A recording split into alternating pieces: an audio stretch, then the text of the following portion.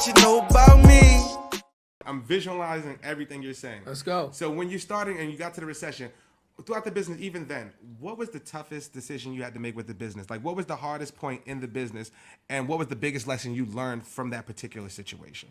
So the hardest lesson I've had to deal with is COVID, which I'll tell you about that next. But at that time, the decision for me was how many chips do I put on the table, right? Yep.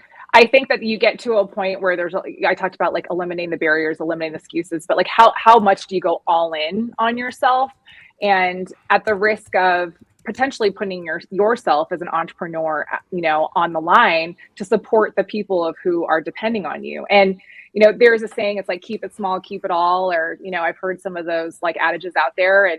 And I believed that if I wanted to go far, I had to take everybody with me. And so that's a turning point for an entrepreneur when revenue gets tight and you're in a recession and all signs are pointing to doomsday.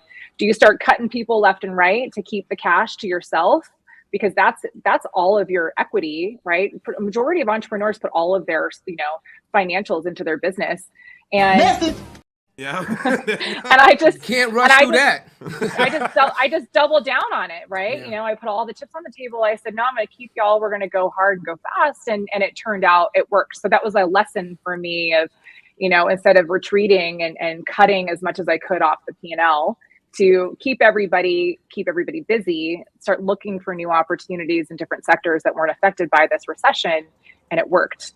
Right. So, but to your point, like you just don't know, you're winging it. And even today, like some of my staff, they look at me for all the answers. And I'm like, y'all know that I'm just guessing and I'm trusting my intuition right now. Like, yeah, I use a lot of data and a lot of facts and history, but even today, when there's something new that comes to the table that I genuinely have nothing to rely on, trust my gut.